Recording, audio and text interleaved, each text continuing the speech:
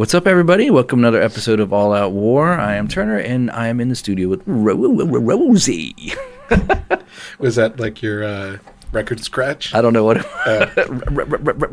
Rosie. Because you're just talking about the old ones and twos, right? The ones and twos. The bluegrass ones and twos.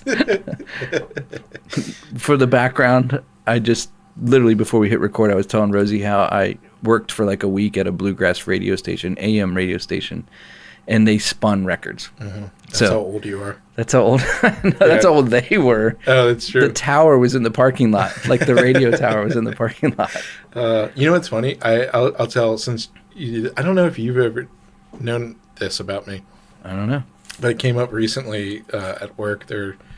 I've had a lot of jobs, a lot of different jobs, and a fact that surprises people for about 2 months, like 6 to 8 weeks.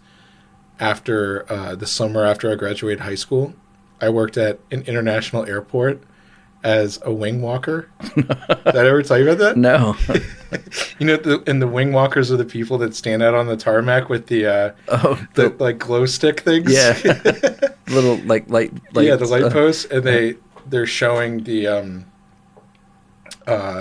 pilots. The pilot, yeah, because they can't see the wingspan. Oh. So you're directing them to like come back or go to the left when they're pulling into the gate. They don't have rear view mirrors. Right. So they have to look at you, and you tell them so you don't hit the gates. Other planes. Oh, cool. Yeah. Were you nervous? Like, how much training did you have to get for that? Like a day. A day? In class. That makes me feel really safe. Oh, you should never trust anything at the airport. So I'll tell you, I was 18 because I just graduated high school. We got drunk every day. Oh, great. Because I worked with all these North Africans. And this was before I got sober, obviously. And we would just go, there's some other guy, somehow, I think his dad knew my dad. It was something that we didn't know each other. And then when we were in class, at training, I had mentioned to like my parents, sorry, I mean, like, oh, there's this guy in my class who's maybe a year or two older than me. And they're like, oh, that name sounds familiar. I think I know. Right. Anyway, yeah. So the two of us, we would pay these North African guys, like on breaks, to go to the duty-free store and buy alcohol for us. And then we just drink it, which is not good in the summer and the tarmac. I was going to say. Yeah. It's not good in general that the guy directing the plane full of people is drunk. Yeah. And the same thing with like, I got to drive the little thing that pushes the airplane back. Oh, right. Yeah. So the car. The little car that pushes the huge and people tossed luggage like it's nobody's business. Like I've seen them do that. Nobody cares about it. Yeah. Especially if it's fragile. Like nobody cares. Yeah, I watched my snowboard one time. I flew out to Wyoming and I watched my snowboard in Salt Lake. We had a layover we had to change planes in Salt Lake, and so they were taking all of the luggage off, and the dude literally took my brand new snowboard because I was going to Wyoming, and he pulled it out of the thing and like threw it up onto this conveyor belt. It bounced off the conveyor belt and went right over the other side and laid there and they finished all the luggage, and then someone noticed it, and so they threw it up on there at the last minute. So it was like the first thing to come off, but I was so mad because it was in a like a bag, but still it's like brand new. Literally it was brand new. I was so pissed. I believe it. Yeah. Yeah. But yeah, they didn't care about the luggage. No. That's a pretty cool job. Yeah. Yeah. So I was an AM radio bluegrass DJ, knew nothing about bluegrass or DJing. Yeah, and I worked at the... You worked at the airport. At a very large airport. Really large, yeah. Yeah, you know the one I'm talking about. Do I? It's the closest international airport. Oh, cool. All right, cool. Oh, so what do you know, man? Oh, hey. Did you know that in February 2014, a 55-gallon drum of radioactive waste burst open inside America's only nuclear dump? And the reason was because they used the wrong kitty litter. I don't even know, like, how would that work? So check this out. All right. So it says, cat litter has been used for years to dispose of nuclear waste. Dump it into a drum of sludge and it will stabilize volatile radioactive chemicals. The litter prevents it from reacting with the environment. And it said this is what the contractors were doing at Los Alamos, where they were packing Cold War era waste for shipment to the dump. But at some point, they decided to make the switch from clay to organic. So the organic litter is made out of plant material, which is full of chemical compounds that react with nuclear waste. Oh. So they were trying to be more environmentally friendly Yeah. by going to organic and caused like all So the nuclear reactions. so something happened with that particular batch of kitty litter, I guess. Yeah, it said 500 drums. Holy cow! Nuclear waste. Yeah. Wow. So that's funny. Anyway, if anyone doesn't know this and you're living in a place, maybe here's a pro tip for you if you've never heard this before. Yeah. If you're in a place where there's a lot of snow, Mm-hmm. you should go and buy like a bag of kitty litter and keep it in like your car, because it is amazing at melting ice, Oh, really? because it absorbs like faster and better than salt, Oh, and interesting. it doesn't leave debris. Like it'll all melt so quickly, and it doesn't ruin your car. Oh, Yeah. yeah. Like salt will just corrode. Right. And Yeah. That's interesting. I didn't know that. Yeah, so- that's a good. Did you know? That's a value. Did you know? There you go. So not only does it suppress the poops and pees of your felines, Yeah. it controls nuclear waste and melts snow. Yeah. Maybe kitty litter is the answer to everything. Yeah. I agree. It could be. Meow Mix. Oh wait, no, that's the That's food. food, yeah. What's the kitty litter brands? Oh, there's so many. I don't know. Well, I don't if you even want know to what- sponsor us, I need kitty litter. I got 2 kitties. you got 2 cats. That's right. You could, yeah. If anybody of you executives, Fresh Step or something Fresh like that. I Step, don't yeah. know If what you're it- listening, Rosie has 2 cats. We'll give you all the advertising you need. Yep. We'll do Did You Knows around. I'll work it into every single episode. I Right. promise. We Much tried like the that. refreshing taste of Coke Zero. That's It's been 4 years It's and been they 4 still years. haven't. They haven't. I've still had to buy my own Coke Zeros. Yeah. Probably giving myself cancer. Yeah. So- Everything is though. Right. All right. Well, sit back, grab a coffee, and enjoy. Right after this.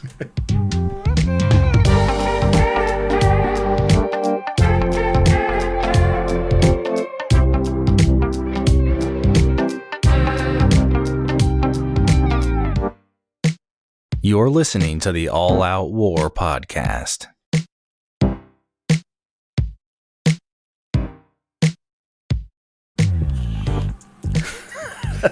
Every time I get you, I actually wait to hit the. No, I did that on purpose. Oh, did you? I watched your fingers hit the. For those that don't know, we don't have cameras, but every time Rosie hits his vape. vape, I always unmute the mics as The timing is wrong. Yeah, it is just nicotine too. Just so you guys know, it's definitely not. Smoking that sticky green stuff. Yeah, Yep, that's right. No drugs. no drugs, just nicotine and caffeine Yeah. and whatever's in these. Well, Coke actually, Zeros. both are good for you. Caffeine and nicotine. Yeah, like pure. They are like what do they call? Is that what your dealer told you? Nootropics. Yeah, but no, like pure tobacco does have a lot of health benefits. I'm not prepared to talk about it, but no, seriously, like that's why it's used as like medicinal medicine in ancient cultures. So they would like take a tobacco leaf and like wrap it on a cut. I wouldn't be surprised if I looked up the healing properties. I'm not even kidding. Like when we were kids, put leaves on it. Yeah. you get you scrape your knee, I mean, I wouldn't be surprised. God provides. right? No, there is Yeah. natural, all kinds of natural remedies that we probably don't even know about. We've forgotten. Yeah, I just saw some post about how the healing nootropics. You know how they always talk about like vitamins for your brain. You know, like a super alpha brain. Yeah. You know, Yeah. Alex Jones's. Yeah, I yeah, think caffeine- Rogan has one too. Yeah. No, his is alpha brain. I think super male vitality is Alex Jones's. That's like a gas station. Yeah. You get it. Yeah. Those the gas station boner pills. The motor pills. They're a real thing. I didn't think those were real until They are. I know. I was traveling. We had to stop, and it was a truck stop. It was like in like Florida somewhere on the way to Florida, and it was a legit like TA service Yeah, truck Where stop you or could whatever. go take showers and stuff. Yeah, and they sold like CBs, and you could even buy like a front bumper for Yeah, your rig, or yeah, like yeah, yeah. a chrome bumper. I've stopped at a couple of those, and I've eaten at buffets in a couple of those Yeah. up in Pennsylvania. I think there's one. And- It had a good buffet. Yeah, and they sell the boner pills in the literally like right there. I'm like, hide your eyes to my kids. Yeah, I mean, they have them at the 7-Elevens here. Oh, do they really? Yeah. I don't go into 7-Eleven. Or any of the gas I get stations. gas, but I don't go in. I just get my gas and go. yeah. I don't do convenience stores or Yeah. fast food or anything like that. Really, I Yeah, maybe we should do. I was gonna say they don't work. they don't work. I've never tried them, but I I've was heard. gonna say from experience. No, I've heard friends tell me that they don't work. Fortunately, I'm pretty good. I don't need any help, so we're all good to go. So this is an episode we're going to be talking about. I don't even know what we should title this because we were just it's another one of those conversations before the record, and now we're into it, and like we were having such a good conversation about it, like we should just hit record and talk about this. And what was funny is, I told you when I was driving on the way here, I was thinking to myself, I bet we're gonna have a conversation. We're not gonna end up doing what we were gonna do. Yeah. And then I told you that, and you're like, I was thinking the same thing. I was. And it's funny. My wife and I listened to our last episode Yeah. with the paranormal primates, and she hadn't heard it, and we were howling. We had to drive. We had my work Christmas party, and it was like an hour away. So we listened to part of it on the way out, and listened to the rest of it on the way home. And we was laughing so hard, and so it's literally fresh. I literally listened to that last night. It's fresh in my mind, and I knew you and I were talking about recording the next chapter for Private Podcast, and I was kind of like, I need a break before we go into it. I was thinking the same to thing. kind of forget a little bit, so that it'll be when we read it again, I'll be like, oh yeah, that's right. Yeah. But so then that's one of the reasons I was kind of thinking about it, and we kind of mapped out it's December of 2022, and it just it's what today's like the 4th, the 4th of December. So when we're recording this in 2022, and so we were talking about like what's the rest of the year going to look like.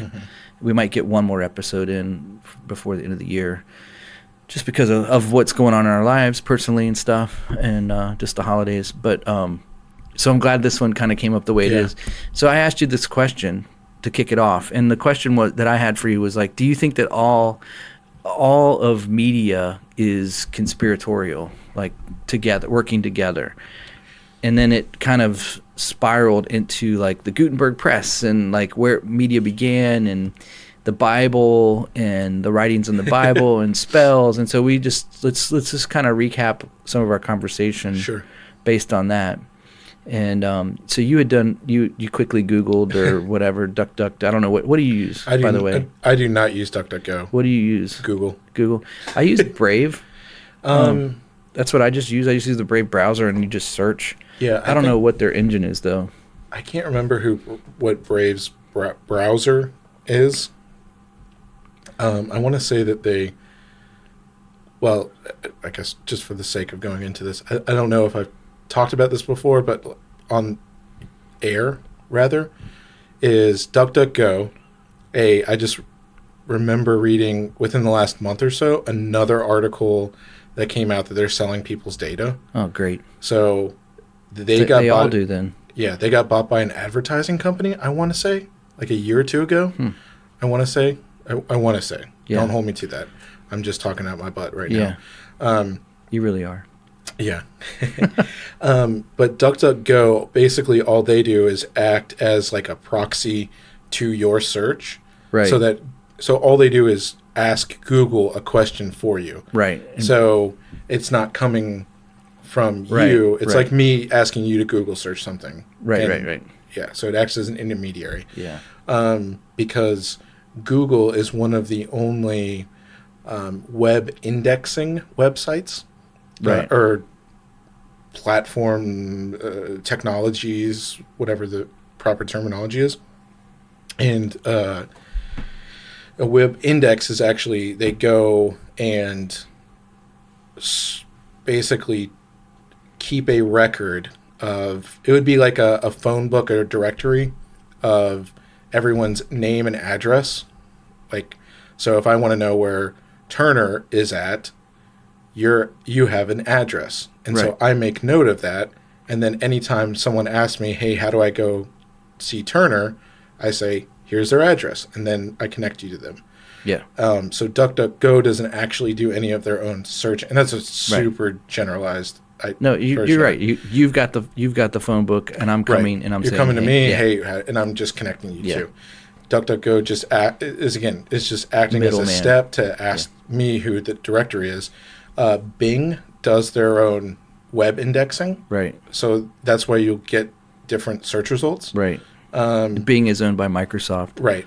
There's Gates. one that's the one that I would recommend to anyone who actually wants non-biased results. Startpage.com is a good one. Yandex, Yandex. That's the Russian one. Yeah. and there's another one. I can't remember the name off the top of my head, but there's other ways that require a little bit more setup technology. But there's other good options out there if you really care about unfiltered results. But Startpage And this is the Yandex. reason why is that we're even mentioning that is because exactly like what my main question was like, is all media is media writing controlled? is Yeah. it convoluted? Like, is it conspiratorial in working together? Yeah, and so when you had asked me that, the first thing that I thought about was maybe this is pulling back the curtain a little bit of how Rosie thinks. My first thing was I've been on this kick about how writing is evil, and or how it ties into spells and all this other kind of stuff that Right. I don't even know if I've said it in passing on here. It's just been this idea that's been for the past year, 18 months, trying to figure out stuff off and on. Just this overarching ideas of thinking about. And the other one was, okay, let's look at technologies of how it actually plays out. So one's like this abstract spiritual aspect, and one's like a very practical Yeah. thing. So what was interesting is I was trying to find out, to answer your question, was, okay, we know Gutenberg was the first one who's credited as inventing the printing press as a technology, at least in the Western world. Yeah. And I couldn't remember a lot about him in particular, and I did remember that he wasn't like a rich guy, him precisely. Right. And so I looked up who funded him, was basically where I started. Who financed Gutenberg and his press? Exactly. But Yeah. what was interesting in trying to find that is I found a article from history.com, so the History Channel, take that for what it's worth, about the history of the printing press. So who owns History Channel? Right, that's This is exactly what- who it is. We got to keep going down those trails. Yeah, and I think that is one thing. Maybe this kind of ties into a different conversation we were having in kind of a more abstract way of that it's okay to just be satisfied with certain answers. And I'm thinking kind of ahead at the end, like the conclusion that we may draw from this, or someone may take from this conversation that they're listening to us talk about, is, well, if everything's screwed and everything is controlled, then I can't trust anything and I have no basis for anything to believe in, so I'm just going to question everything. You know, this idea of, well, if every single, again, institution or Right. every media group is ultimately owned by this person who's owned by this person, you can, connect all these dots ad infinitum. It's all going to end up being some rich guy who is probably not a Christian and probably doesn't, trust Christ for his salvation. Yeah. So you could always make the point in the conspiratorial minds, the realms of people who are listening to this, is I can't trust anything, and I just want to make sure that people are listening here, that just because we may start talking about in an abstract way about writing, and I might say some really crazy stuff that I believe or don't believe or whatever. That's why it's so important to have a foundation, and I don't want anyone to ever take anything away close to the idea that the Bible cannot be trusted, that the Bible has been co-opted in some way, that there's any kind of writings that were transmissions. Yeah. Like that, you have to have that as a basis. That because that is true. There hasn't been any tampering with the Bible. Right. The Bible is the Word of God, and I just want that to be like. I don't want people to say, start talking about writing, Right. and then them go back and question the Bible itself. Yeah. And we'll get to that point, but I guess the reason I asked that question is it all because I think one of the things that, like, do you remember like Project Mockingbird? Yeah. And you've seen that clip going around where it's all the news channels and they're all like saying the exact same thing, and it's like literally like it echoes and it's like multiplied. And then I was like, man, like how much am I seeing and consuming, or just even on the internet, like even on, Instagram or Twitter or whatever, and how much of that is actually genuine. Like, I think the people behind the accounts are genuine. I've interacted with a lot of them, and they're probably not bots. Oh, I would disagree, but go ahead. No, not the way the conversations I've had, unless it's someone manning it, like they're sitting there like pretending to be that person. That could very well be. I don't give a lot of private information out. So, but my point is that are they creating content to push a direction and feeding it into because a lot of this like kind of goes into this, like we've been like the world's been paying attention to Yi lately with all of his anti-Semitic stuff that he talks about and his loving Hitler and like lately, and then he's wearing the weird ski mask, and it just seems like a big giant psyop to me. Like I'm like, what in the world? Or Ukraine, like Zelensky and people giving him money, and he's this hat in hand leader that's like brave but needs everything. I mean, he's gotten more money than some other country, like multiple countries' GDP, given to him with no accountability, right? But yet he still somehow needs money. Like I don't get it. Because there's only like 13 million people or something like that left in the country. Right. It's a really low number. So that's whole nother story. But I guess what I was getting at was, is it always been that way? And you and I was asking you, like, do you think that like the Hearst family, who owns newspapers and, back in the, like, I think they were in the 30s and 40s, maybe even earlier than that, maybe the 1920s, were probably earlier than that, I would assume. Yeah. And were they always working together? Were they always controlling the narrative? And, were they always trying to push the American, I'm thinking the West in particular, like push the American population into a particular mindset? And we know Mockingbird is a real thing, operation. So we know that they've attempted and at some levels accomplished that. We saw that with the COVID narrative, like way, like what's crazy is like, I'll watch a show with my wife. We'll watch something on TV, and I'll pick up on something. I'll see something, and it's like I don't see as much as I wish I would see, but in a way I'm glad because it ruins it. But I'll see something like Illuminati symbolism or some kind or something, and I'll give you an example. We were watching this show on Apple TV recently, and I'm trying to think of the name of the program. The one with Ben Stiller, right? No, this one's Ted Lasso.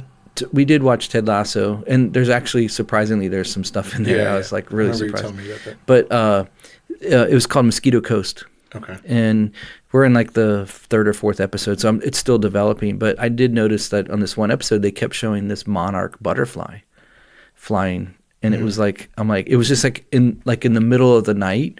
Who sees butterflies at night, number one? Yeah. In downtown LA, like in the worst part of LA, like where do you, and then they were walking through the desert and there was a monarch butterfly flying over a dead carcass of a horse. And like just this monarch kept reappearing throughout the whole, it was probably actually 2 episodes. And I was like that. So like the monarch, we know that the butterfly means certain things in the esoteric and symbolism for the occult and things like that, and in particular the monarch, which is another government thing. We talk about Project Monarch. Project Monarch, Yeah, right. with the MK Ultra stuff. Right. Yeah. So I just was like, holding my tongue, but I was like, oh Yeah. yeah. And it was very subtle, but it was there and it was laced throughout the program. And so my whole point in this is that, is this literally webbed into every aspect of everything we're seeing? And, like, how do we discern? How do we, Yeah. and then you were like, yeah, well, with writing, you started sharing me with you about writing and like your whole thoughts on that. And so anyways, that was kind of what kicked off Yeah. Yeah. 20 minutes into this thing now. Right? Yeah. And the whole point that I was going into with questioning everything is to just reiterate that the Word of God is unchanging. Yeah. And that's what I meant, is because we're going to start going into stuff that makes people think, oh, I should question everything.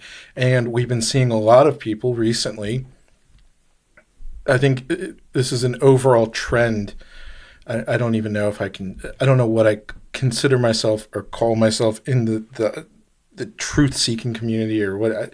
I don't use any of those terms. Yeah. I'm a Christian.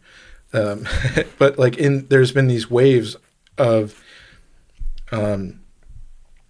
deception into either Gnosticism or Hebrew roots, Torahism stuff. And I think one of them is for the more progressive people, and one of them is for the more traditional people. Mm-hmm. But the way that I see this trend happening, in particular, I'll just talk about the Torahism, is it feels like it comes from a genuine place of wanting to.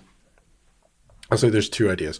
One, I think, is from a genuine place of wanting to dig more into scripture, and then they get co-opted, and you start finding some bad information from people who are deliberately trying to push an agenda, which is an anti-Christian one, that is trying to move genuine Christians out of a place of grace, and ultimately to reject Christianity and become Jewish. Yeah. It's cultic tactics, actually. Totally cult. Yeah.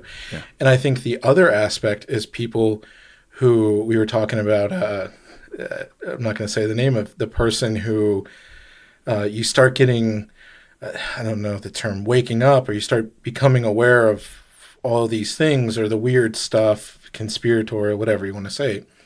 And so you start questioning everything, and you're just absorbing there's so much information out there. Yeah.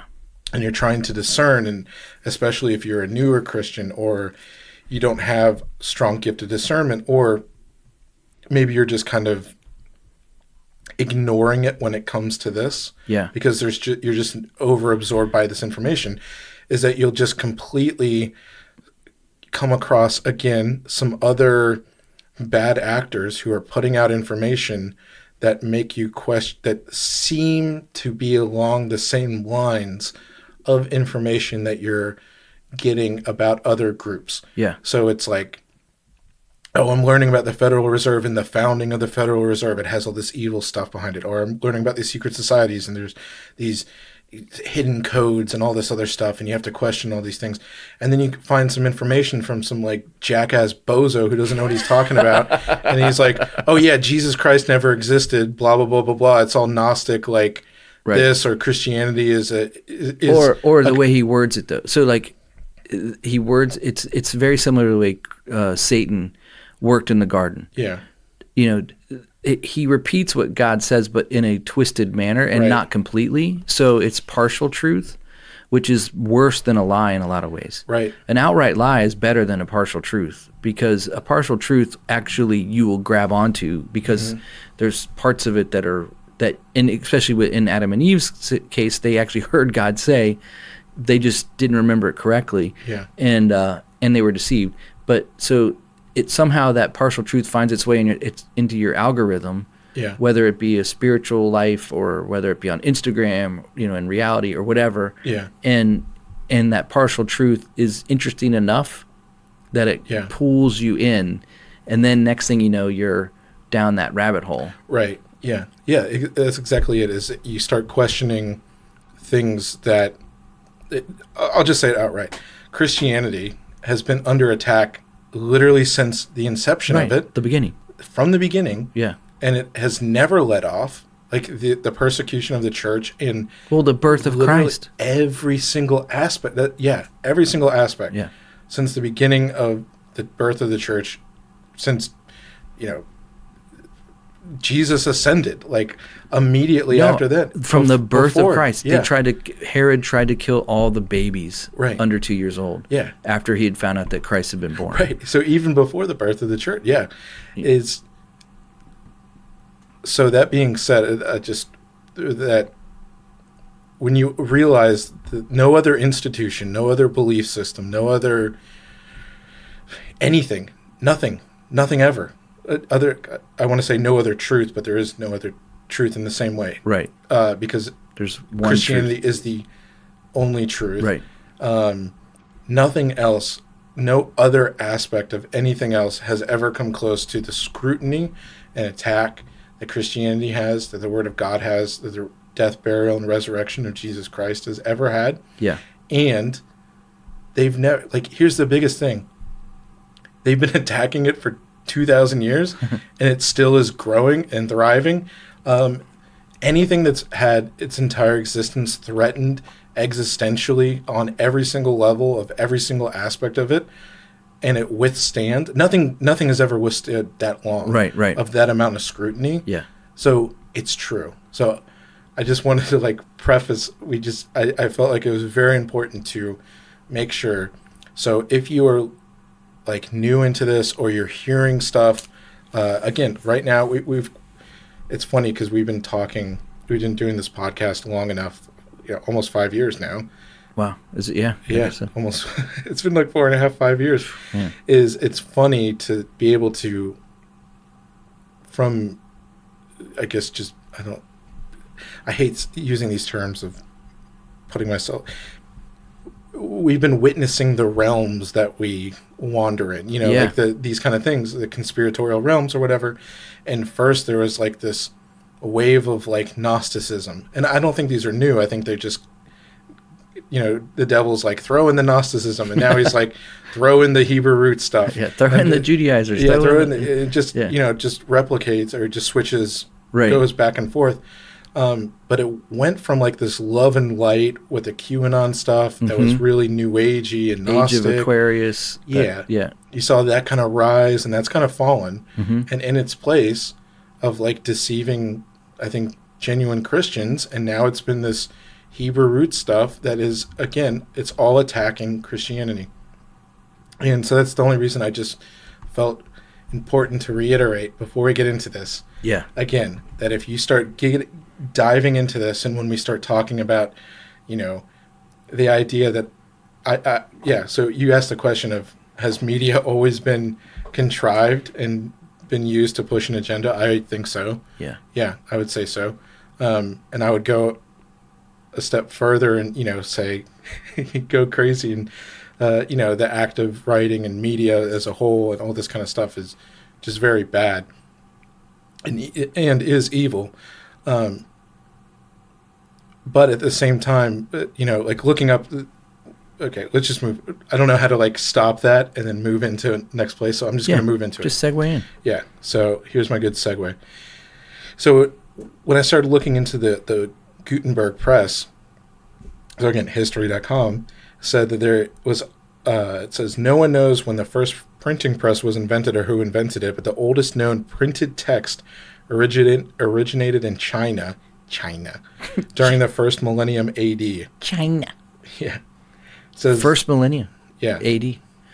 So it said, Cool. The next one is the Diamond Sutra, a Buddhist text from Donghuan, China, from around 868 AD during the Tang Dynasty.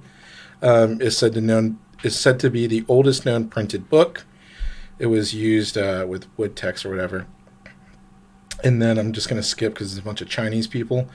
In Europe, the printing press did not appear until 150 years after Wang Chen's innovation. Everybody Wing Chang tonight.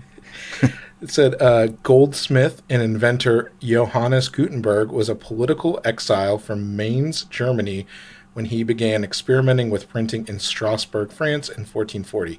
He returned to Mons several years later, and excuse me, oh my goodness. I'm getting hiccups. Coke Zero's kicking in. By 1450, had a printing machine perfected and ready to use commercially. The Gutenberg press. So I will say this. I don't know if it's going to mention that, but Okay. I do recall learning from school that the Bible was the first thing that the Gutenberg press actually printed. Yes. That they went after the Bible first, Yep. which is kind of cool. Yeah. Yeah. It Like really cool. It said it used. I'll just read that. Keep reading. Integral to Gutenberg's design was replacing wood with metal and printing blocks with each letter, creating the European version of movable text. I thought this was kind of interesting. It said he was able to perfect the method for flattening printing paper by using a wine press, traditionally used to press grapes for wine and olives for oil, retrofitted into his printing press design. Gutenberg borrowed money from Johannes Fust to fund his project, and in about 1452, Fust joined Gutenberg as a partner to create books. They set about printing calendars, pamphlets, and other ephemera. In 1452, Gutenberg produced the one book to come out of his shop, a Bible. It is estimated he printed 180 copies of the 1,300-page Gutenberg Bible, as many as 60 of them on vellum. Each page of the Bible contained 42 lines of Gothic type with double columns and featuring some letters in colors. For the Bible, Gutenberg used 300 molded letter blocks and 50,000 sheets of paper. Many fragments of the book survive. There are 21, blah, blah, blah. So it was the first book that was actually printed, not Yep. the first thing that was printed. Yeah. Yeah, and it said he continued printing a Latin dictionary, and the next, this guy named Peter Schoeffer took the printing press afterwards. Mm-hmm. And after, it says, within 2 years of seizing Gutenberg's press, he produced an acclaimed version of the Book of Psalms that featured a 3-color title page and varying types within the book. So yeah, It must have been pretty spectacular. Like, first of all, to see something printed, Yeah. put in a form like that, Yeah. and then color, right. too. They'd be like, Yeah. man, they're used to scribes and stuff, writing. Yeah, exactly. And so yeah, the what's really cool is I'm torn between, the beginning of the printed press was, I'm going to assume, and I also made this comment with you at the beginning, is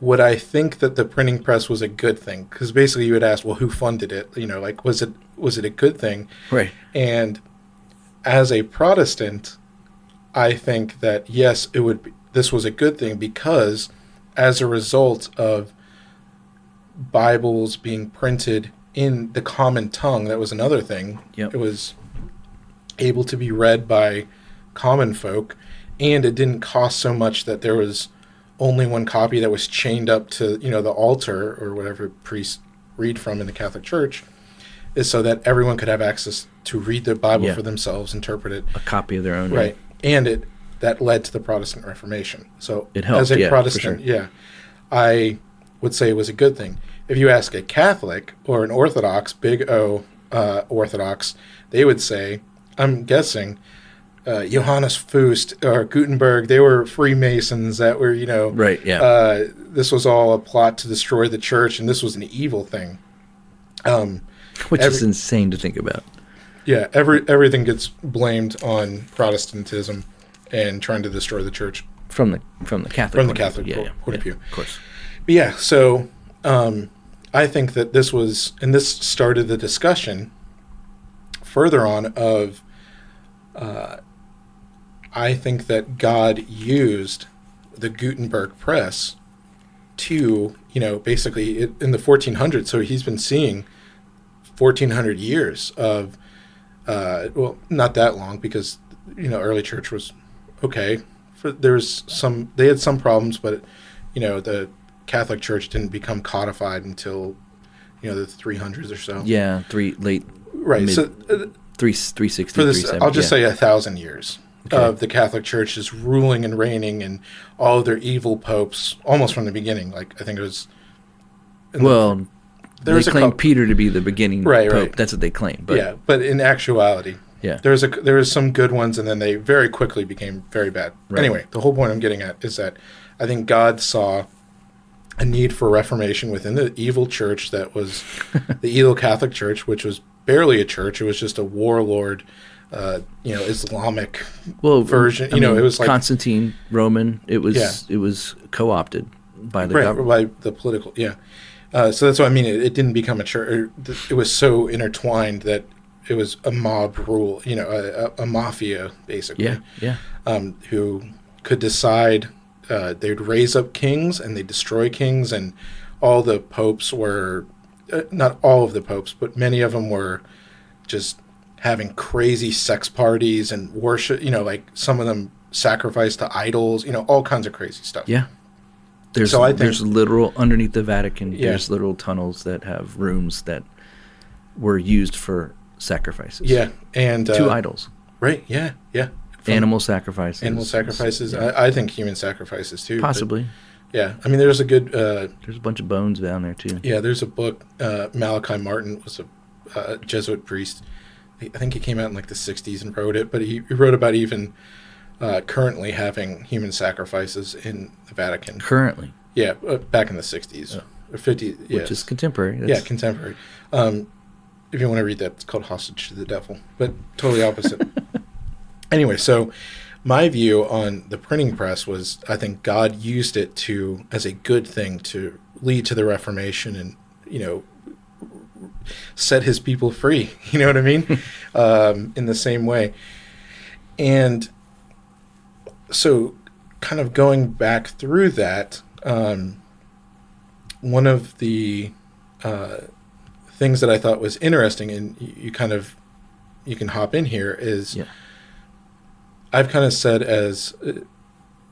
I'll say philosophically for myself, I hold a lot of seemingly contradictory stances within my own life, or contradictions or whatever. Like I have a master's in a computer science master's degree, a technical degree. Obviously, I do technical stuff. I'm pretty good with technology, more or less. At the same time, I hate technology. I think it's evil. I've said that I don't think humans were intended to have technology. It would include the printing press as one of those. Well, like when you say that though, like technology, where do you draw the line? Because like, what about cars? What about like things that are helpful that are guaranteed like good? Like, Yeah, what about guns? Protection. That's technology. I think this is where a distinction that I always said. I said I don't think humans were invented with the intention of using it. Adam and Eve had no need for, why would they need any tools? It wasn't hard for him to work in the garden, to till the fields, or, you know what I mean? So there's the perfected idea.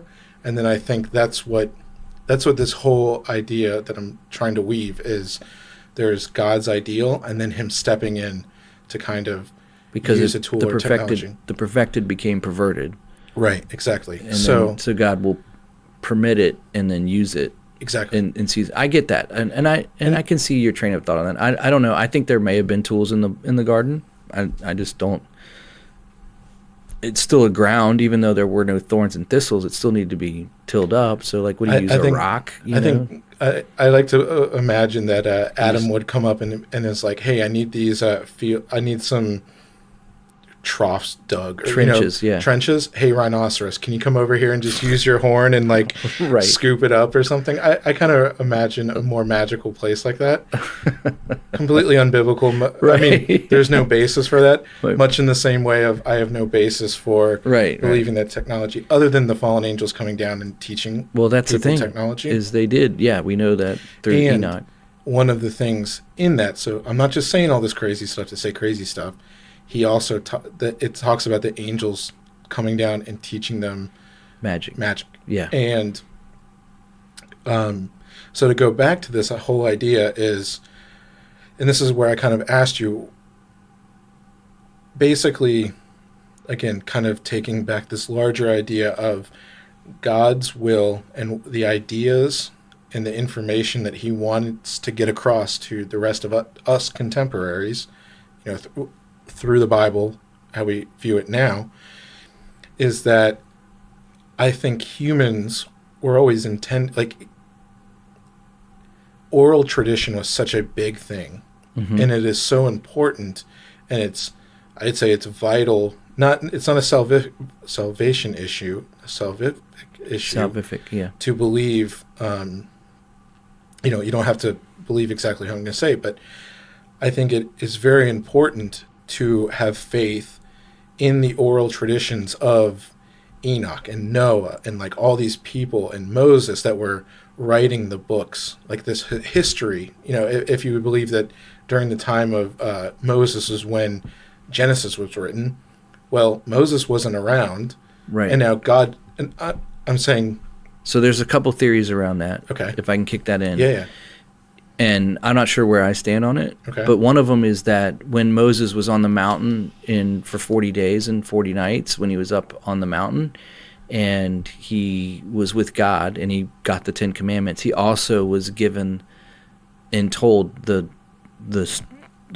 creation story Yeah. through, all the way to where, Sure. and also too, history before Moses would have been a lot closer to him. So it would be a little bit easier. And a lot of people don't understand too, like to get from Adam to Noah, it's like 4 generations, Yeah. but it's hundreds of years. Right. And so like the oral tradition, like you could easily, I used to have a lineage breakdown. Yeah. And it was like to go from Adam to Abraham, the story, the traditional story, or to Moses, actually to Moses would have been it was pretty quick. It was like 6 generations, like Right. because of the ages and how it worked through. I forget what it was. Don't quote me on that. I'd have to go find it. I used to have a big Bible timeline on my wall that I bought. It was really cool. What was cool is it was worldwide timeline. So alongside of it, you saw the emergence of the Chinese people, the Buddhists, and all that, and you could see how they came through which son from Noah and stuff. But one of the things that with that oral tradition was it was kind of cool. But so some people think it was just simple oral tradition, but other people think it was Moses on the mountaintop from God, and so they like to lean into that because they feel like it's more authoritative. Trustworthy. Yeah, because it's from God. But we don't know that, and there's no record of that. Yeah. It's like Moses didn't declare that. So anyways, I just wanted to input that. Yeah, no. And again, that's why I say it's not a salvation issue, but my whole point is that God used the oral tradition passed down to make sure that the information that he wanted that is useful for teaching and you know all the things that Paul says about Timothy, Timothy, about the scriptures being useful for all these things, was the first time that anything was written down was with the 10 Commandments, like you had just said, right? As far as we know in the Bible, right? Yeah, it doesn't make any mention to writing, and so this is kind of I think where we were getting at, and then we were like, we should just record this. So right. I think going from here is kind of a virgin territory, if you will. Like we haven't fleshed this out too much.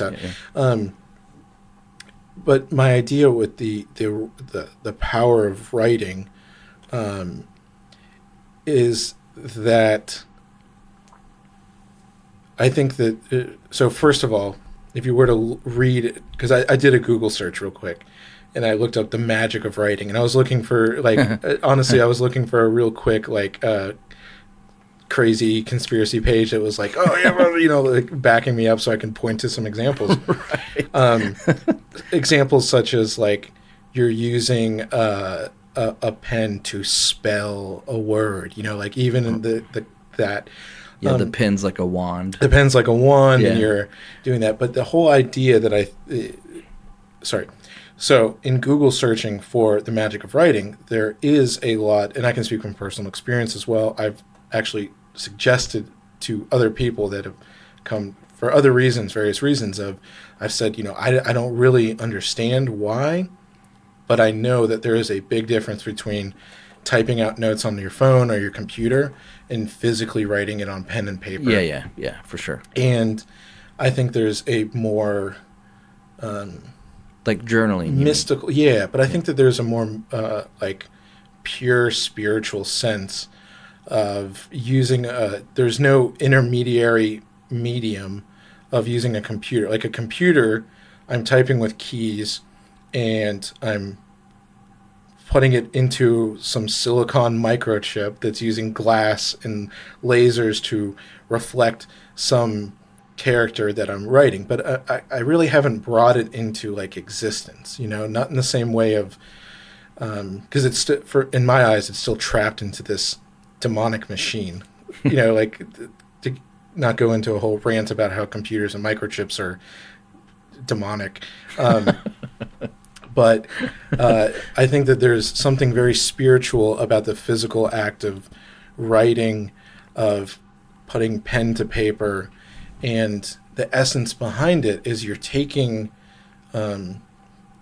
this thing that exists in your brain, exists in your imagination, and you're bringing it into creation. So there's the act of creation, which I think every time that there's spiritual significance with that, tying us back to the divine. You're touching God. From nothing to something. From nothing to something. Ex nihilo. Yeah.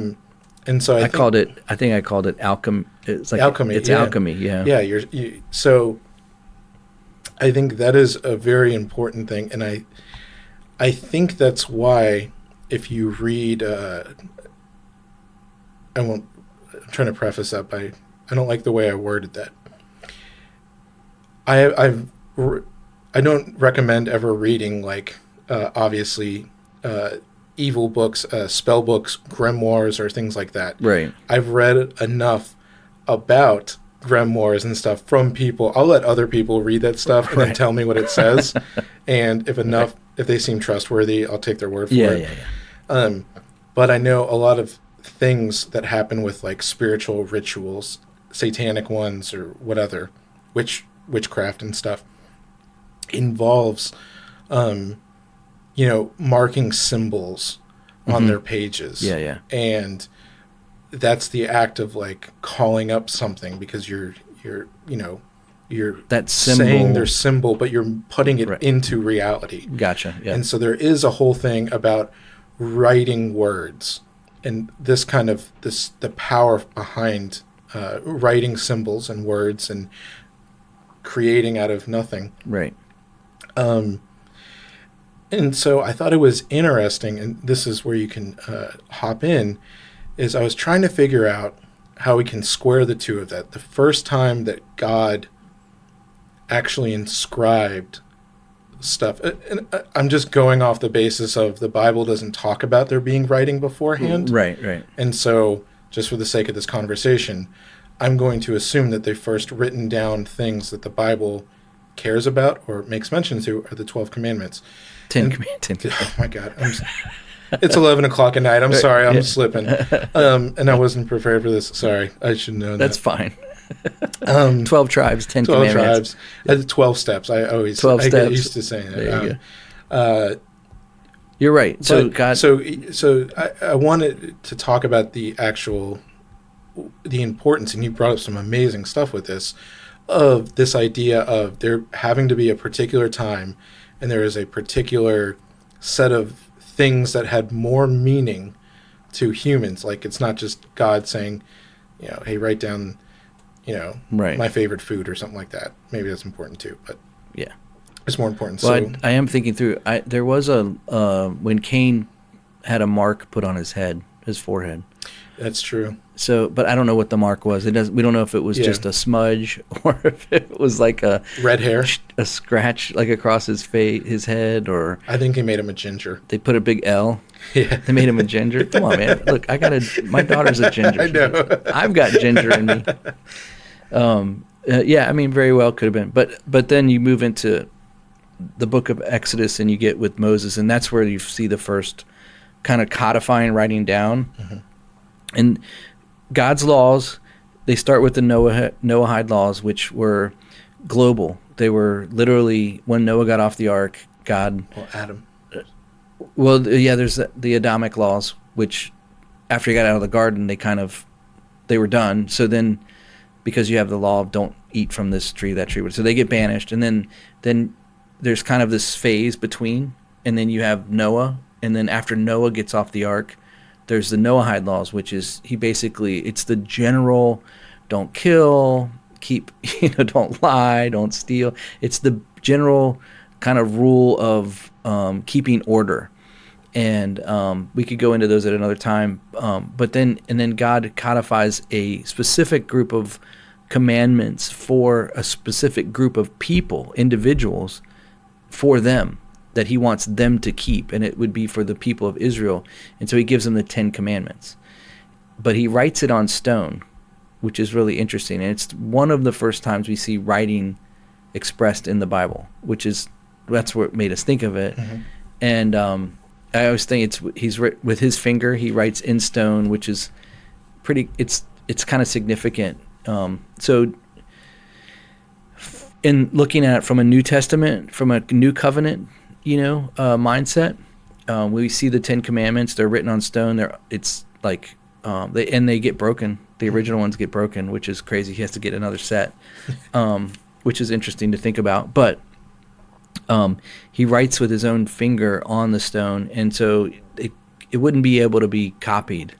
It would be very difficult to copy the tablets. And then, what is Christ called? He's called the rock, right?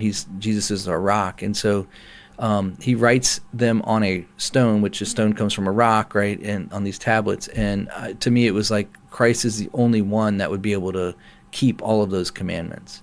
So literally, he was the embodiment of those commandments for us. And then he tells us later on that in the new covenant, you'll be given in exchange from a heart of stone to a heart of flesh. So it's not just an outward understanding of God's laws, but it would be an inward knowing of God's laws, where he would write his laws with his Holy Spirit on our hearts through conviction and conscience. And so that's how we would be able to please God through obedience, would be through our conscience and our convictions. And so the purpose of the law of the 10 Commandments written on stone was for a specific people, for them because God wanted to call them Israel, which means ruled by God. And so he wanted them to be ruled by him as a witness to the rest of the world. And that's why there's so much focus on the Jews. Not only that, but because Messiah was going to be a Jew, he was going to come out of Israel. So he needed to establish them as a people, as a nation, and then he could bring Messiah out. But the connection of Jesus being the rock, the 10 Commandments be written on rock, and then him keeping perfectly every measure of the law without breaking it, and then basically giving a new covenant for people that would trust in the work that he did by keeping the commandments.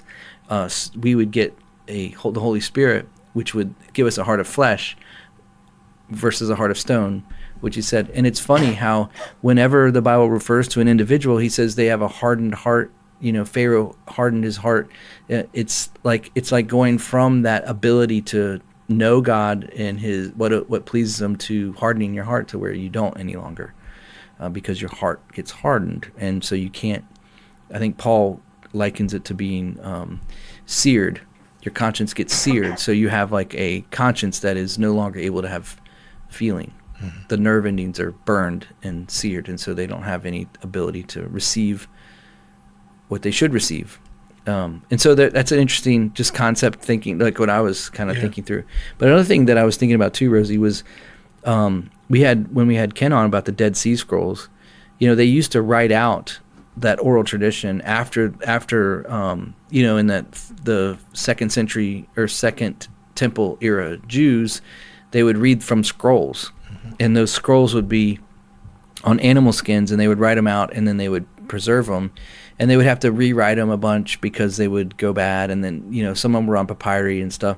But the ones that were hidden in the caves for the Dead Sea Scrolls were excellently preserved, and we have all these fragments and pieces that we can actually put together the written, translate it through, and realize that it's exactly what we have today in our modern Bibles, which is kind of cool. God preserved it. But the other thing too is that in John it says, "In the beginning was the Word, and the Word was with God, and the Word was God, and the Word became flesh and dwelt among us." So it's an actually you think about it like words. So concept to paper, and like Jesus was the embodiment of God, who it's like that alchemy of I don't want to. It's kind of weird because I don't know how people receive that word, but it's like alchemy of from a thought to, or like from an existence of unseen to seen, and expressing his personhood of God through Jesus. And we see that happen. The Word was made flesh and dwelt among us, and so anyways, that's just kind of a crazy mindset. Yeah, and what's funny is like this whole conversation is really hasn't touched on the first question that you had asked me, but what I love about that is I think the takeaway is for me, this is how I'm kind of retrospectively talking about it, is I think it's just so true of God's nature, is like what we had said. I think that there is perfect intention. I don't like using that word because that makes it sound like something. I don't want to say that God like messed up. Never. So I'm not. He never. Yeah. By me saying his intention and then reality, I'm not saying that God is any less of doing whatever he wants. So don't take it that way. I'm just saying what I mean by that is God also allowed free will. There's also a world that Adam and Eve were allowed to mess up with. So in that whole divine thing, I'm not blaming God for this. So God's intention of us having, lived out without, maybe we never needed to write down anything because we would have perfect memories or whatever. Getting into the printing press and how it's been abused, and I think at the same time that it's God's nature to take something that is fallen. That's the point I'm getting at, is I think technology as a whole has made our lives worse. Well, the irony of Apple being Apple product, it's literally an apple, the Exactly, Garden of Eden. It's like a. Oh yeah, is and that there's an open mockery of that. Yeah, I mean, if you look at just for the sake of talking about Apple, which I hate Apple, you should not use Apple products. They're terrible. Anyways, that's a whole other thing. But if you look at early advertisements, they straight up have like Adam and Eve and a snake like on the computers. Oh, really? Oh yeah. If you look at like that, look up Apple, I think like the Apple II or Apple III advertisement with snakes. You'll find like they are open about it. Yeah.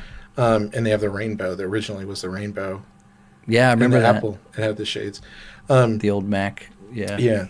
So my whole point is, I think that yes, from the beginning, it was probably an evil intention. Obviously, if we're going to believe what history says, is the first use of a printing press was to spread Buddhist thought. So I don't think God was doing that. Right. You know what I mean? So I think maybe that was a use of a technology that God saved for himself. He permitted and then redeemed. Redeemed the technology. Yeah. So that being said, I think that's the same way that we should view media as a whole. Things nowadays is, I think overall, yes, the majority of media that you're consuming is intentionally created.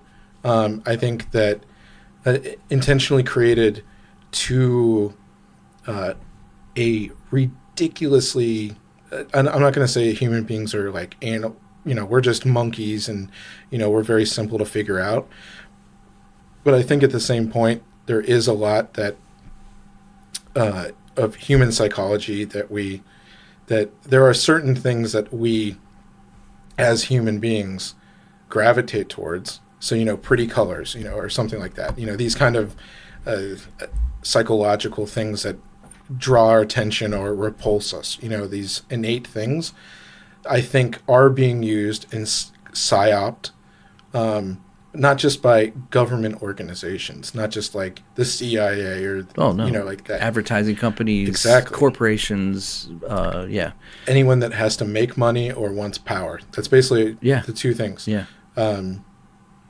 They're trying to make money or they're trying to take power. And I think recognizing that, so this is where, as someone who obviously I'm not about to say, but I worked in media.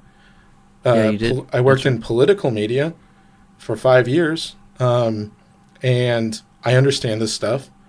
You see what they permit. I see what they permit, and there's a reason that I rail against so much media. And if you follow on the Telegram, you can kind of get the picture too, of specific things. But so I think with a discerning eye that there is good things and bad things to be said about being so what I meant by saying that kind of stuff is, so this is how someone who I absorb a lot of media, written, new, old. I don't really care. I'll read, sources. I read a lot and I consume a lot of media. And to kind of use discernment is just realizing that everyone is pushing an agenda. Like, I think that's the easiest thing. I think the other easiest thing is when you realize that agendas aren't necessarily bad either. That there can be much in the same way of, like, we do this podcast. This is not a good example, but our agenda behind this podcast is obviously there is an agenda. Obviously, it's to spread the word of God. Right. It's to spread the gospel. And that comes through why we try to weave the gospel into all of these other aspects. Biblical mindset through it all. Yeah. Right. So obviously, if you're consuming us, if you're consuming the media that we're producing, knowing where we come from, knowing that we're pre-mill dispute, like something like that, knowing that doesn't, it shouldn't invalidate any of the information that we're saying. But even if you disagree with us, you can still get value out of it, or you might learn something, or you can take it and research the opposite and like, oh, is that really true? Or that challenges me. How can I figure it out? Or I want to prove them wrong, so I'm going to go try to read something to prove them wrong. Right. That is, I think, is being a smart consumer of media. Right. Is you understand that everyone is pushing some kind of agenda. Usually it's pretty easy to figure out what the agenda is. The mainstream media, like how you laid it out very perfectly. COVID. You don't have to be... anyone can read, what every single... Yeah. media corporation is going to push about COVID anywhere in the world. When you realize that, like, then it's okay. Right.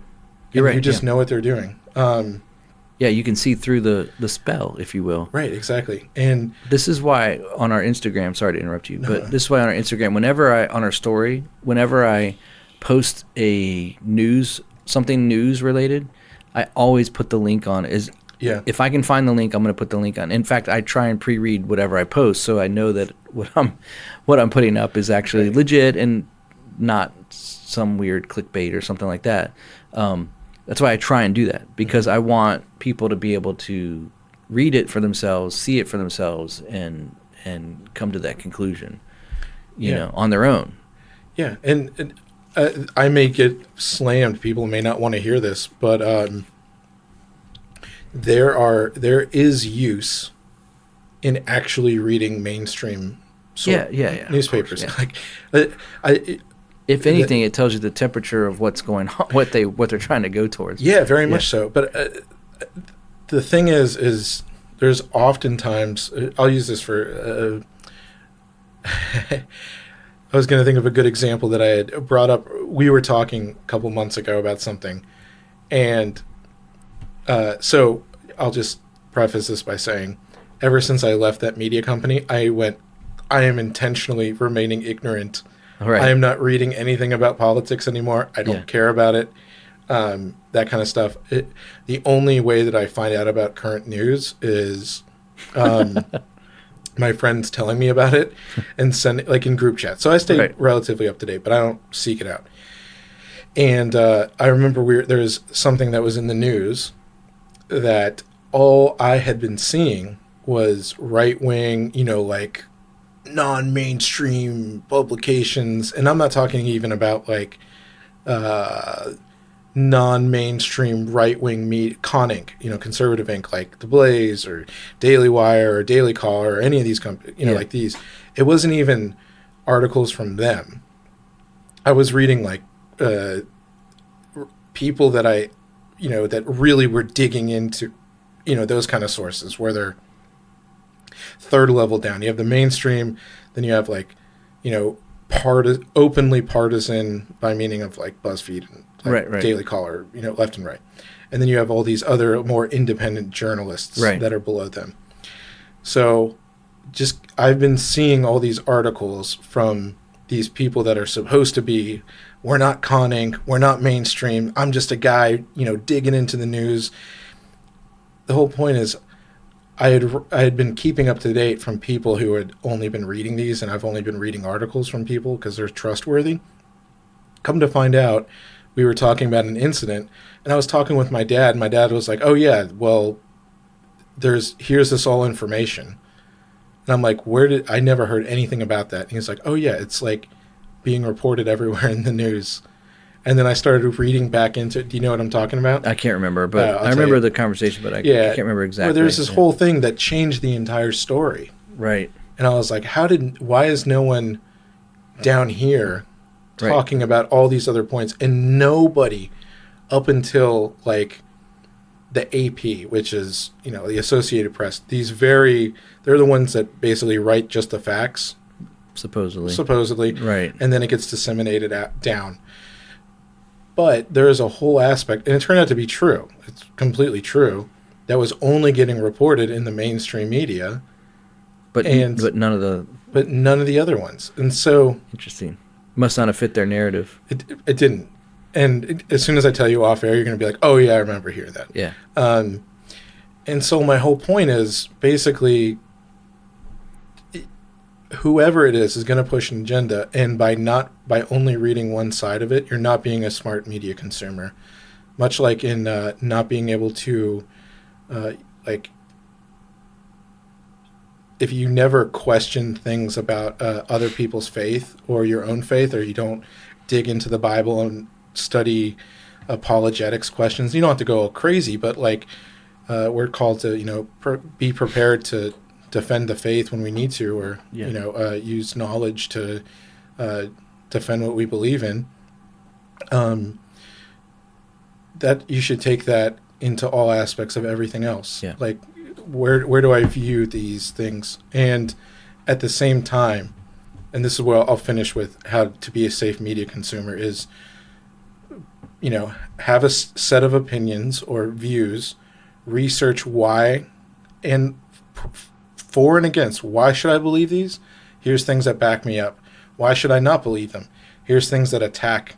Yeah. And then you wrestle with it and you figure out, okay, I am content with this. I understand both things. And then just end it with that. That's okay. Yeah, I think C.S. Lewis said like an open mind is eventually an open mind is useless if it never gets closed around anything. And the whole point of having a quote unquote open mind is to close it around Christ.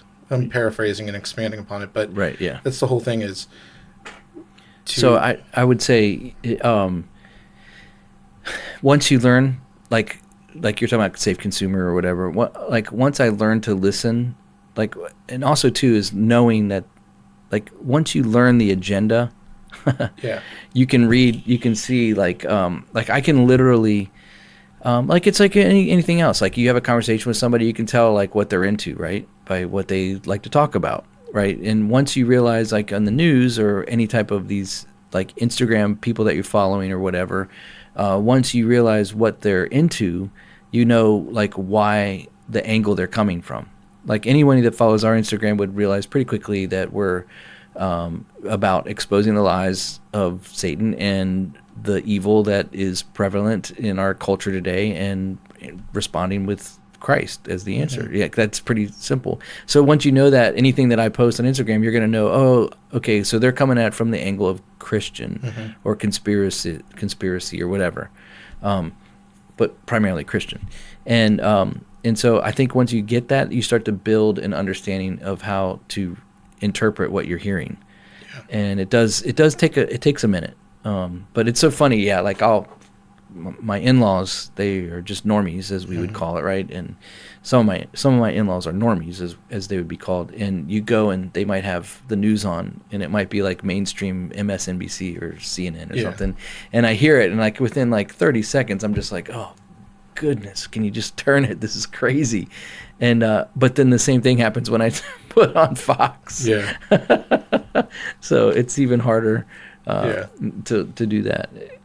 But anyways, so I am intrigued though by your from like your mind to paper, that whole like the spell and spelling words and words literally change things, and the power behind words and writing them down, and like I had like this thing where I went through like a whole bunch of words, and I found like all these words that were associated with spelling and writing, and I totally can't remember and I wasn't prepared to. Well, I was going to say when I was like younger, I did a prayer journal where I would write out my prayers every day, and I did it for like a year. And I remember I went back thumbing through and looking, oh yeah, that prayer was answered, that prayer was answered, that prayer. And it was amazing to see the majority of what I wrote down was actually answered by the Lord. So that's kind of crazy to think about. Like, is there power in writing my prayers out? Yeah. Am I connecting with God in a deeper way that I'm writing out His will through my prayers that, assist it coming to pass? I don't know, Yeah. I mean, I think even without thinking too much into that, in the same way, writing out, like I think I talked about like the dream journal, like that. Yeah. There's practical ways at the same time. So I would recommend doing a prayer journal because I think there is something with being able to put pen to paper of like your will, because we're given the will, we're given God delights in giving us the desires of our heart. Yeah. And He's the one that places the desires on our heart in the first place. That's right. And not to get into the cyclical thing, but by putting it, presently, because here's the thing. I know that when I don't write down stuff, I forget so much. And like, if I sit down and do like, we have these things, here's a pro tip about writing it out, is whenever I'm feeling kind of depressed or upset or these things, a very good trick is to start making lists of gratitude. We call them gratitude lists. And it just starts off with like, I'm happy, I'm grateful for my house. I'm grateful for my family. You start writing and just naming things you're grateful for. It changes your mood. Like, because all of a sudden you realize, oh my gosh, there's so much I have to be grateful for. And at the same time, there's this changing. I'm saying this as a universal fact almost, because it's happened not to me, and I wasn't the one that came up with this.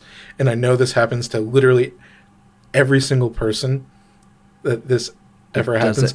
Like it's almost like a universal spiritual truth, much in the same way that someone told me the one the one prayer that God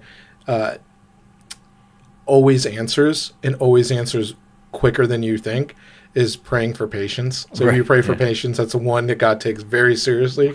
And you should only do that. That's big boy stuff. Like, don't go praying for patience if you really, really are not in a position where you can handle getting your butt whooped. So I think writing out a gratitude list is also one of those spiritual practices that does it. Yeah. So my whole point is, I think that there's the spiritual aspect of writing down the desires, listing them, bringing them into like your attention. Like there's something different that you remember them easier. And it has the added benefit of you being able to go back in time. Because this is what I meant about not having a good memory is, if I look back, how many prayers, there's two categories of prayers that I remember. the ones of, I can't believe God actually, wow, that's so amazing being on the other side of when he's answered that. And the other one is, oh my God, I was such an idiot. Thank God didn't answer that one. Yeah, And exactly. I think being able to read that and going back through them and having that realization of, oh, thank God I didn't get that, or praise God I did get that, is at both of those ways that I just said it, is setting my eyes back to God, reconnecting with him, and either praising him for both ways. Yeah. So I think that there's these practical spiritual aspects to writing in both ways that come with all aspects of this. Yeah. You know what they say? What? An attitude of gratitude helps you avoid a catitude. Oh my God. I know attitude of gratitude. I never heard the catitude though. But Catitude, just like a cat attitude. Yeah. I love that. Since we started with kitty litter, I figured we'd end on catitude. I just want to say this at the same time. Maybe this is a non-answer, but at the same time, I will say that I am so much happier. I can genuinely say this. Being ignorant to the things that don't matter to me. Like, right. Like literally, like when I didn't know that there was the quote unquote war going on for war? Like the Ukraine. Oh, okay. Like I didn't realize that was a thing until like 2 weeks into it, when someone's like, "Isn't that war we're in crazy?" I'm like, "Well, I have no idea what you're talking about." Right. Because at the end of the day, much in this same, I'm taking a big idea and trying to make it practical. Of, listen, is everything co-opted? Yes. We're going to do another episode where we dive more into the nitty gritty of some more stuff like this. But is everything you consume have an agenda written behind it? Yes. Is more often than not, unless it, I'm just going to say this, unless it is explicitly a Christian right-wing view, unless it's that, it's just evil. Christian. It's satanic. Just Christian. I would say just Christian. Well, Christianity is right wing. Not always. Not always. Yeah, well, more or less. But we can get into it. Maybe we'll do an episode on that. But anything that isn't explicitly one of the is just, I assume that's always evil, and it's pushing an evil agenda at the core of it. And by realizing, like at the end of the day, if you're someone that has to consume what's going on, I realized that I was overlooking, and this may sound really stupid, but I was overlooking things that actually mattered, like paying attention to, oh, this is what's happening in this world, or this is what some senator's doing about some stuff that doesn't matter. The news cycle is going to end in 2 days. It doesn't matter. Right. Yeah. But I'm not paying attention. This was a problem for me when I was very deeply involved in consuming stuff of no importance. Is I neglected people that are in my life. I wasn't calling my sisters and saying, "Hey, what's going on in your life? I haven't talked to you in 2 weeks." Right. Yeah. Because I've been so focused on literally nothing. Right. And I think in the same way that we say, people can get nihilist. Yeah. Yeah. You can get nihilistic and black-pilled if you're just like, "Oh, the world's ending. We're so close to the rapture." This is, it's true. At the end, it's also okay with saying, I know we're really close. I don't know the day. That's okay. That's enough for me. Right. Yeah. It's okay to just know that we're in the last days. Act accordingly. Yeah. And then that's it. Act accordingly. And what is acting accordingly is taking care and paying attention and directing your mind in the creative power, of writing, or bringing ideas into reality of, with things that matter, such as the people around you, the things that you can control. Yeah, I agree. Relationships that do matter, not some. I'll tell you, the Instagram, every single other Instagram account, obviously not ours because we care about all of our listeners, but these big people that you may feel, these influencers on Instagram, I guarantee you these big people, when they reach a certain level, they're all pushing a certain stuff that is nefarious. Yeah, because it's financial, because they get money. Right. There is some stuff like that. So like we don't sell anything. We don't. Right. We don't. That's why you can trust us. We lose money. We literally we don't make money on this thing. We don't we're never going to position it to make money on this thing. No, we never. And we don't want this to be our full-time jobs either. Exactly. And some people listening are like, I'm really glad because Yeah, we're not good at it. Yeah. But yeah, anyways. So, My whole point was Yeah. pay attention to people that matter. Right. Use yeah, and realize that none of these people care about you. These politicians do not care about you. Instagram influencers do not care about you. We care about you. That's why we're sitting here talking and telling you that. Yeah. But it's weird. I've made some pretty good friends through Oh, this yeah, so do I. podcast. I genuinely say this, that I love every listener, but I'm just trying to get to the point of pay attention who matters. Right. And it's okay to not be super informed on everything. And if you're interested, read a whole bunch of stuff. Yeah. And then come to a conclusion and then Start a be podcast. okay with it. Yeah. Start a podcast and you'll be good to go. Yeah. Just like everyone else. Yeah. I think I got everything out that I want to say. Yeah, that's good. Thanks, man. Appreciate that. Yeah. Is that a good answer to your question? I think so. Yeah. It was we did the long way around the barn with it, but I did like it. It was cool. But anyways, yeah, that's cool. We got some, it's this is another one of those unplanned. Super unplanned. We have no idea. I did not know Yeah. what we were going to even talk about. Yeah. So, and it probably, yeah. Anyways, It probably came off that way. some of them are better than others. Look, you get what you pay for on this thing. So, anyways, well, we will wrap it at that, and we'll catch you guys next time See ya. on All Out War.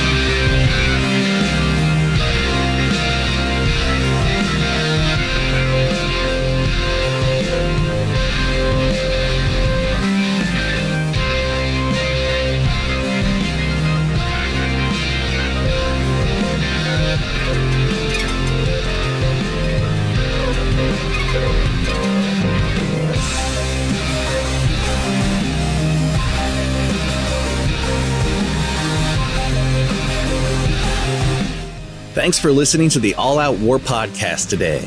If you had a blast, then we'd love to have you back for another episode. So please subscribe and leave a review. We love to hear from you. You can also follow us on Instagram at All Out War Podcast or on Twitter at AOWcast. These episodes are also available on YouTube unless they contain a little too much truth. Thanks for listening, and we'll catch you next time.